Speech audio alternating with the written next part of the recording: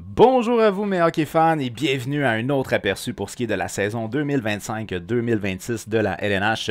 Et cette fois-ci, on s'attaque aux Stars de Dallas. Les Stars de Dallas, une équipe qui, année après année, est une organisation qu'on se dit ça pourrait bien être leur année. Là. Puis c'est un peu la même chose du côté des Hurricanes de la Caroline. C'est que c'est un peu décevant. On peut se rendre jusqu'en finale de conférence, puis rendu là, on dirait qu'on n'a plus de solution. Fait qu'on se fait planter. Ben, on se fait battre. On se fait pas nécessairement planter, mais on réussit pas à atteindre le fameux plateau de finale de la Coupe Stanley.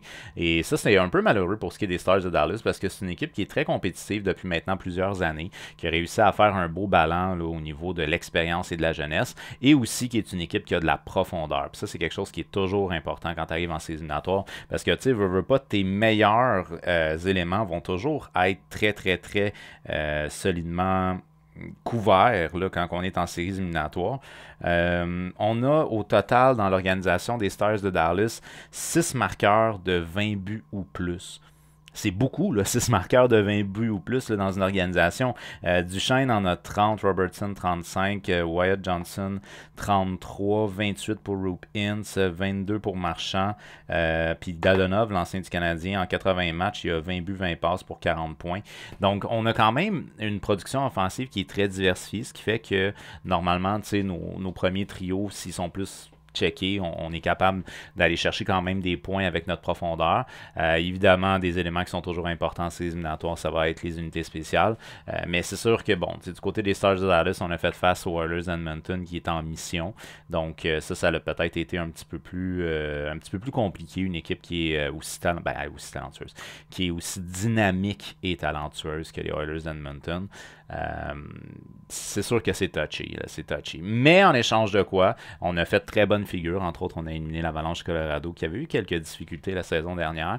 Mais avec le retour de Landeskog, on pouvait s'attendre vraiment à quelque chose de très unifié du côté du Colorado. Puis les Stars de Dallas ont quand même réussi à arracher cette série-là en 7, ce qui était une très belle série, peut-être même la meilleure série de toutes les playoffs l'année dernière. Donc, c'était... il y a quelque chose. Il y a une graine de gagnant du côté de Dallas. Malheureusement, on ne réussit pas à se rendre jusqu'à la Coupe Stanley. On a pris une décision qui a été très contestée du côté de l'entraîneur-chef des Stars de Dallas pendant les séries éliminatoires en Peter DeBoer. De souvenir, je pense que c'est... Je sais pas si c'était dans le match numéro 7 qu'il a retiré genre après 2 buts à Ottinger, quelque chose comme ça. Mais il l'avait retiré très rapidement. En tout cas, semble-t-il que... Je sais pas si c'est le match numéro 7. En tout cas, il y avait une décision en lien avec avoir retiré Ottinger trop rapidement. Ce qui a créé un conflit entre l'entraîneur et le gardien de but. Et ça l'a mené éventuellement au renvoi de Peter DeBoer. Et qui est remplacé par Gulutzen. Ça, c'est... tu sais, quand ça va mal dans ta vie, tu rappelles ton ex. Stars de Dallas. Il y a eu un petit conflit dans Maisonnée, fait qu'on s'est dit, tiens, ouais, toi tu vas dehors, puis on rappelle l'ex. Dans le cas maintenant de Glenn Guludzian, il a été adjoint pendant des années, en fait, avec les Oilers d'Edmonton. Mais sinon, il avait été entraîneur-chef avec les Stars en 2011, de 2011 à 2013. Il avait été renvoyé à l'époque, et il revient. Fait que, écoute, ça n'a pas marché en 2011-2013, pourquoi pas recommencer en 2025? Ah, le sac à coach. Enfin bref, donc les Stars de Dallas, c'est une équipe qui a beaucoup de profondeur. Tu sais, sur papier, c'est une équipe qui est tellement belle. C'est une équipe qui est championne, mais c'est difficile des fois de le transposer. Et c'est là où nous, partisans de hockey, qui regardons avec des statistiques et un peu de recul les équipes de hockey, on fait comme les Stars, les Hurricanes, c'est des équipes quasiment parfaites. Mais... Bill Zito de ce monde fait une transaction qu'on n'est pas certain pantoute, puis finalement gagne 2 Coupes Stanley. C'est ça la réalité. Les hommes de hockey, ils voient quelque chose qu'on voit pas, puis c'est sûrement dans le vestiaire que ça se donne beaucoup, parce que c'est sûr que du côté des Panthers de la Floride, il y a quelque chose, c'est sûr. C'est une équipe qui est trop performante. Fait que bref, les Stars de Dallas. Parce qu'on parle des Stars, évidemment. Les Stars de Dallas, on revient évidemment avec notre directeur général Jim Niles. Pas de changement là. Je pense que l'équipe a pris des bonnes directions. Ça reste à voir maintenant comment on réussit à unifier tout ce beau monde-là et à faire face à l'adversité quand on arrive en finale de conférence là, pour pouvoir passer en finale de Coupe Stanley. finalement. Je ne sais pas à quel point l'embauche de Glenn Gulutzen est la bonne solution pour être capable de passer ça. Mais bon, bref, on a embauché Gulutzen. Évidemment, on le regardait quand il était de l'autre côté, sur le banc des Oilers d'Edmonton l'année passée, puis on faisait comme lui il était en finale, puis nous autres non. T'sais. Donc, peut-être qu'on va se fier à ça. T'sais, le Oilers, c'est quand même 2 finales de Coupe Stanley back-à-back. Fait que peut-être qu'il peut amener cette nouvelle expérience-là qu'il n'y avait pas à l'époque avec les Stars. Ça sera à voir. Ça sera à voir. Honnêtement, il y a une expérience qui est différente cette fois-ci pour ce qui est de Gulutzen. Donc, pour la saison 24-25, les Stars de Dallas, c'est 50 victoires, 26 défaites, 6 défaites en prolongation pour un total de 106 points. On a terminé au 5e rang dans la Ligue, 3e dans la conférence de l'Ouest. Évidemment, on a participé aux séries éliminatoires et on s'est fait éliminer en finale de conférence contre les Oilers de Edmonton, mais reste que la plus belle série aura été contre l'Avalanche du Colorado. Une moyenne de buts marqués de 3,35 pour le 3e rang dans la Ligue nationale, puis en plus, c'est une production qui est diversifiée et ça, c'est quelque chose qui est fabuleux du côté des Stars parce que tu n'as peut-être pas un gars de 100 points. Tu vas peut-être en avoir un avec Mikko Rantanen, mais c'est très très beau. Alors, offensivement, d'ailleurs, c'est vrai, on peut en parler, la transaction qui a amené Mikko Rantanen avec une prolongation de contrat, en veux-tu, en v'là.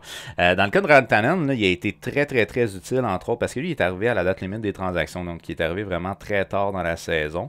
Donc, Mikko Rantanen, là, il a eu un impact rapidement, je me l'ai-tu noté?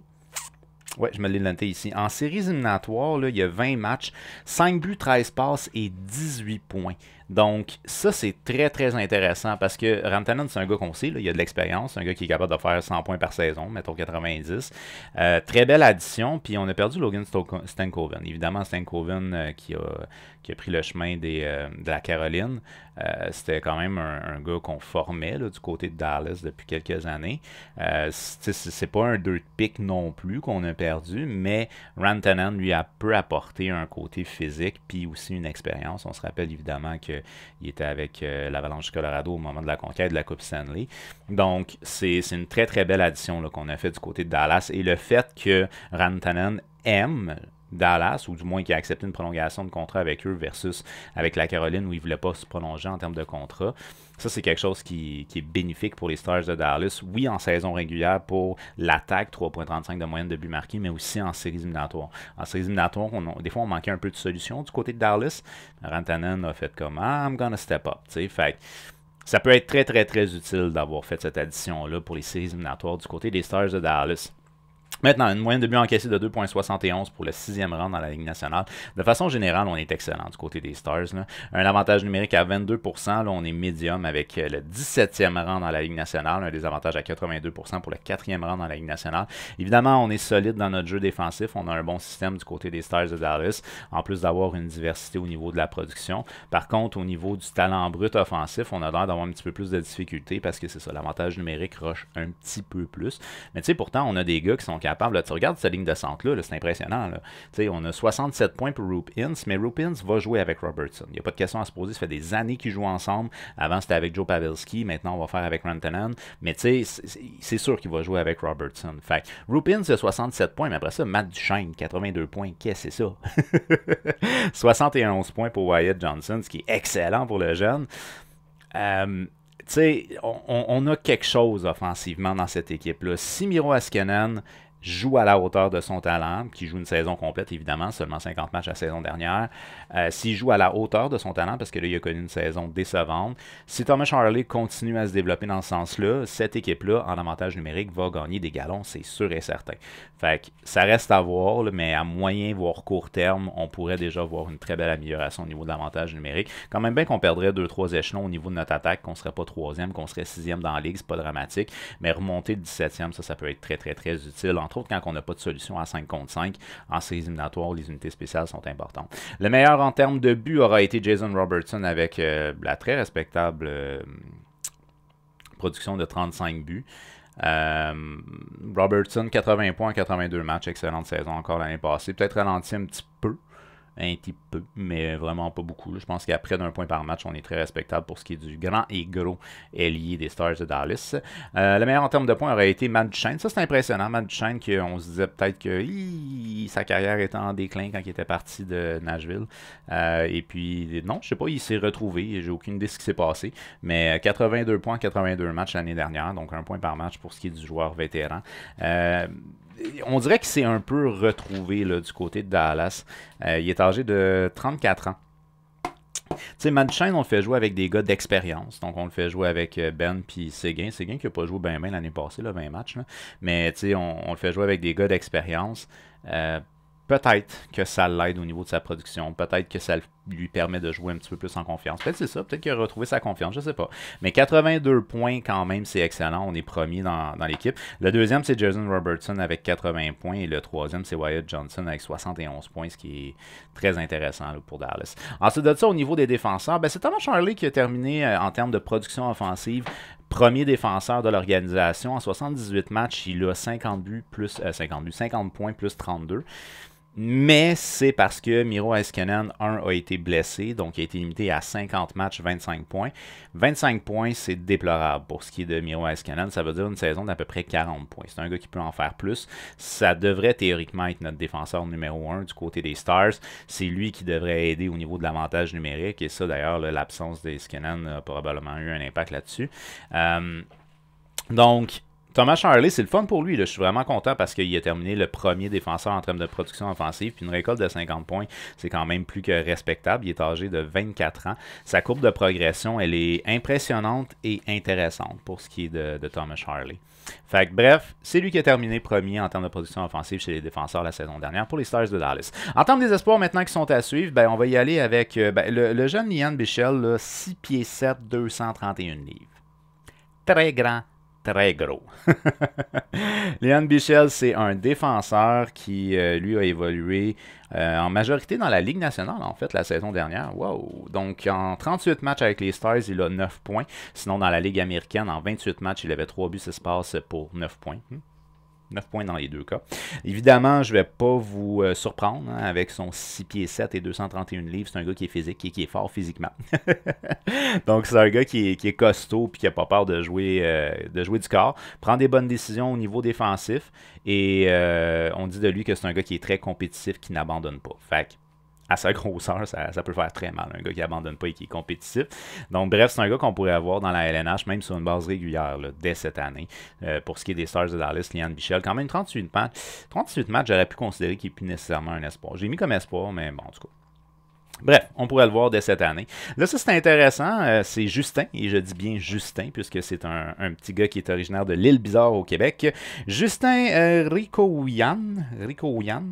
Un joueur de centre ailier gauche, donc il peut jouer aux deux positions, qui a joué dans la Ligue américaine la saison dernière. Un petit 5 matchs dans la Ligue nationale avec les Stars pour 1 point pour ce qui est de Justin. En 67 matchs dans la Ligue américaine, il a 22 buts, 38 passes pour 60 points, une excellente production offensive. On dit de lui que c'est un leader et qu'il a un bon hockey IQ, une intelligence hockey. Donc un gars qui est capable de prendre des bonnes décisions. C'est un gars qu'on pourrait voir dans la Ligue nationale cette année. Peut-être pas sur une base régulière, mais qu'on pourrait peut-être voir plus que 5 matchs, mettons. Ensuite de ça, en termes de troisième espoir, j'y étais avec Emil Hemming. Lui, c'est un ailier droit, ailier gauche de 6 pieds 2, 196 livres. Il a évolué du côté de la Ligue de l'Ontario la saison dernière. En 60 matchs, il a 18 buts, 30 passes pour 48 points. C'est un gars qu'on dit qu'il a un tir très lourd, une bonne possession de rondelle et qu'il est excellent dans les deux sens de la patinoire. Donc, maintenant que du côté des Stars, on a connu des bons moments la saison dernière, quand même une saison relativement stable. Le départ d'un gars comme Matt Dumba, qui lui a excessivement déçu, va ouvrir un poste pour un jeune. Et c'est là que ça devient intéressant pour Bichsel, parce qu'il peut vraiment ravir un poste qui serait un poste régulier. Dans le cas de Matt Dumba, là, la saison dernière, c'est 10 points. 10 points en 63 matchs. Il y a moins 5. Ouais. Vraiment pas convaincant. Mais ça libère un spot pour un jeune. Puis ça, c'est le fun parce que justement, on pourrait être régulier dans la ligue dès cette année. Maintenant, on va y aller au niveau de l'alignement projeté. Évidemment, c'est pas l'alignement qui est coulé dans le béton. Au moment de filmer cette vidéo-là, on est dimanche le 14 septembre. Peut-être qu'il y a des changements. Donc, quand vous regardez cette vidéo-là, peut-être qu'il y a eu des changements depuis parce que là, les camps des recrues ont commencé tranquillement, mais sûrement. Il y a des gars qui sont en essai professionnel aussi, peut-être. Fait que je sais pas. Bref. Enfin, bref. C'est un alignement qui est projeté pour le début de la saison. Du côté des Stars de Dallas, première ligne, ben, c'est simple. On y va avec les gars qui se connaissent depuis toujours.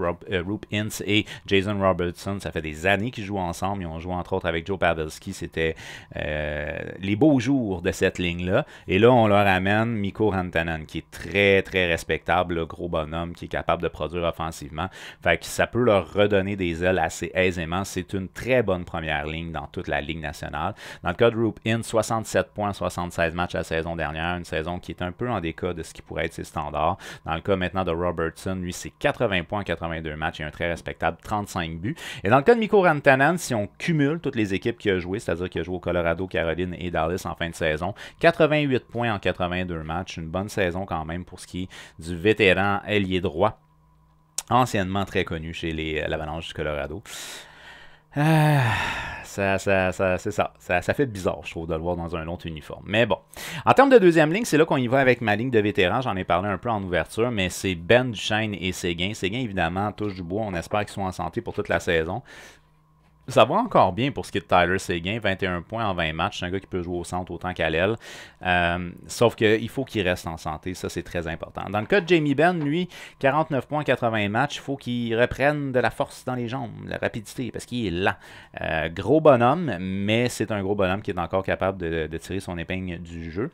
Et il est capable quand même d'avoir une certaine production. 49 points, 80 matchs, c'est pas de quoi se péter la tête ses murs, mais c'est quand même mieux que rien. Ben, on est âgé de 36 ans. Séguin, 33 ans. Et on close cette ligne-là avec un 34 ans en Matt Duchesne, 82 points, 82 matchs. Lui, c'est une résurrection depuis qu'il est rendu à Dallas. Fait que les choses vont très bien pour lui. Puis c'est ce qui fait qu'on a vraiment... On a une très belle ligne de centre du côté des Stars. Tu connais le Saint Graal? Ligne de centre. Normalement, on dit que tu bâtis ton équipe à partir d'une ligne de centre. Ben, c'est ça. Roop Hintz, Duchesne, Wyatt Johnson, ça a l'air d'aller dans le bon sens. Ensuite de ça, ben c'est ça, on va y aller avec une ligne un petit peu plus jeune cette fois-ci. On y va avec Steele, lui, il a 27 ans, 25 points, 79 matchs que je fais jouer avec Ryan Johnston. Lui, c'est 71 points en 82 matchs à l'âge de 22 ans. Puis, ça a été plus compliqué en séries éliminatoires pour le Québécois Maverick Bourque, mais en saison régulière, 25 points, 73 matchs. C'est un gars qu'on veut qui grandisse avec Wyatt Johnson et qui éventuellement devienne notre deuxième ligne. Peut-être même notre première ligne, sait-on jamais. On ne sait pas comment les choses vont se passer, mais on aimerait ça que les deux grandissent ensemble. Fait que bref, ça peut être une ligne qui est une ligne très intéressante parce qu'on va essayer de créer une chimie puis de les amener à produire un peu plus offensivement.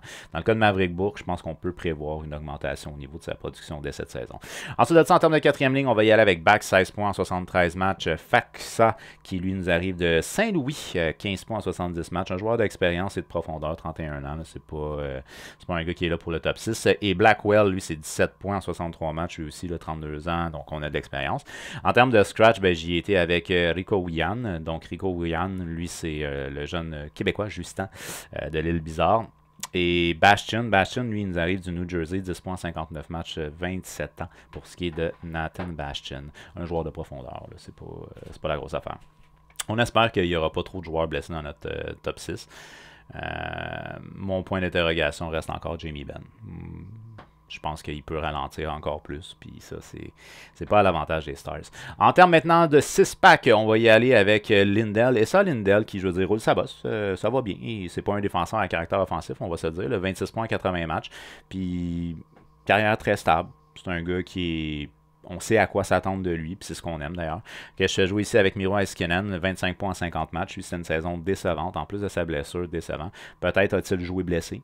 Sait-on jamais, mais c'est le premier défenseur de l'équipe, puis il y aurait eu une saison d'à peu près 40 points s'il avait joué sa saison complète, fait que c'est décevant. Là. Ensuite de ça, en termes de deuxième pairing, on y va avec Thomas Harley, lui pour sa part, 50 points, 78 matchs, 24 ans, je sais pas à quel point on peut dire que c'est une surprise, mais c'est une belle courbe de progression.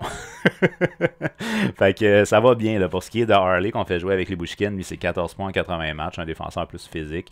En termes de troisième pairing, on y va avec Bichsel. Le Bichsel, lui, ben, c'est ça, j'en ai parlé tantôt, là, tantôt, là, Liam Bichel, c'est 9 points en 38 matchs. Un gros bonhomme. Là, 6 pieds 7, 231.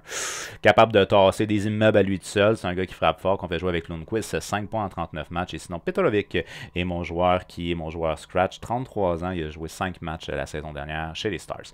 En termes de gardien de but, ben ça, notre structure, elle est très claire. Il n'y a pas de question à se poser. Oettinger est notre partant. 58 matchs, 2,59, 909 d'efficacité. Il a connu une bonne saison. Petit conflit avec l'entraîneur-chef vers les séries éliminatoires, je pense. Je me semble que c'était pas en saison régulière. Il me semble que c'est en séries éliminatoires qu'il y avait eu ça. Donc, un petit conflit là, qui est arrivé avec l'entraîneur-chef Peter DeBoer, mais sinon, il a connu une excellente saison pour ce qui est de Oettinger. Ensuite de ça, en termes de deuxième gardien, on va avec Casey D. Smith, 27 matchs la saison dernière, 2,59 de moyenne, 915 d'efficacité. Dans le cas de D. Smith, un gardien d'expérience, 34 ans. C'est un gars qui fait ce qu'il doit quand on a besoin de lui. Fait que c'est un auxiliaire qui est A+, pour une équipe dans la LNH. C'est pas un gardien nécessairement qui va voler des matchs, mais tu sais, ce qu'on veut, c'est juste qu'il soit stable et qu'il permette de donner une chance de gagner à notre équipe. Fait que dans le cas de Casey D. Smith, c'est un choix numéro 1. Et en termes de troisième gardien de but, on va y aller avec le Québécois Rémi Poirier. Lui, il a 23 ans, il évoluait du côté de la AHL la saison dernière en 31 matchs, 2,50, 908 d'efficacité. En moins qu'il y ait blessure, il ne devrait pas jouer dans la Ligue nationale cette année. Alors, du côté des Stars de Dallas, du côté des Stars de Dallas, on a fait quelques changements au niveau de la profondeur essentiellement, mais sinon l'équipe reste pratiquement telle quelle. Ce qu'on a changé, c'est notre grand Manitou, l'entraîneur-chef. Et c'est là où ça va être intéressant de voir si son expérience qu'il a acquérie, lui, lors des 2 dernières finales de la Coupe Stanley, évidemment, si les Stars sont appelés encore une fois à affronter les Oilers Edmonton en finale de conférence la saison prochaine, il les connaît. T'sais. Fait que c'est peut-être le point positif. Peut-être qu'il va y avoir des solutions qu'ils n'ont pas réussi à trouver lors des dernières saisons. Ça sera à voir. Mais du côté des Stars de Dallas, on a une équipe sur papier qui est une des équipes les plus complètes de la Ligue nationale. On a une équipe qui est capable de produire offensivement, qui est responsable défensivement.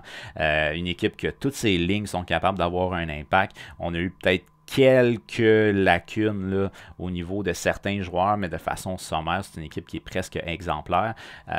L'avantage numérique risque d'être quand même modifié la saison prochaine si Miro Heiskanen retrouve ses standards et l'arrivée de Rantanen. Je pense que ça peut changer drastiquement notre avantage numérique, puis on peut se replacer là, dans le top de la ligue. Fait que, bref, c'est une organisation qui, sur papier, est presque parfaite. Évidemment, moi, c'est quelques années que c'est une équipe que je vois se rendre très loin. Alors, moi, je pense bien sûr que c'est une organisation qui, oui, va participer aux séries éliminatoires. Et dans le cas des Stars de Dallas, qu'est-ce qui va se passer en séries éliminatoires? Est-ce qu'on va réussir encore une fois à se rendre en finale de conférence puis que là, on va s'aplatir? Est-ce qu'on va réussir à se rendre en finale de la Coupe Stanley et l'échapper de plus belle? Ou est-ce qu'on va se rendre jusqu'à champion de la Coupe Stanley? Oui! Pour ce qui est des Stars de Dallas, moi, j'y vais littéralement avec le grand trophée. Alors, pour moi, ça sera mes champions de la Coupe Stanley. En finale de Coupe Stanley, ils vont affronter les Hurricanes de la Caroline, les deux équipes que ça fait trop d'années qui devraient se rendre. En termes de division centrale, ben, je les mets un petit deuxième là, pour ce qui est des Stars de Dallas, mais on va être très confortable en playoff. Et oui, on y va pour les grands honneurs encore une fois cette année. J'avais dit eux autres l'année passée, je me suis planté. L'année passée, là, à part les Oilers, qui m'ont fait mentir à toutes les rondes, parce que moi, je les avais fait sortir contre les Kings. Presque parfait, c'est ça. Ouais. C'est vrai, je pensais à ça en séries éliminatoires, j'avais mis les Panthers. Hey, j'ai trahi mes champions. Non, j'avais mis les Panthers. Non, j'avais mis les Stars. Ouais, fait que les Panthers m'ont fait mentir aussi. C'est vrai, j'avais mis les Stars champions. J'avais pas mis les Panthers. Enfin bref, donc... Voilà, c'est ça pour ce qui est de mon aperçu pour la saison 2025-2026 des Stars de Dallas. Je te dis un gros merci d'avoir regardé ma vidéo, on n'oublie pas, on fait un j'aime, on partage et on s'abonne en activant la petite cloche parce qu'il y a d'autres aperçus qui s'en viennent très bientôt. Fait que sur ça, eh bien écoute, merci d'avoir été là, puis on se revoit très bientôt.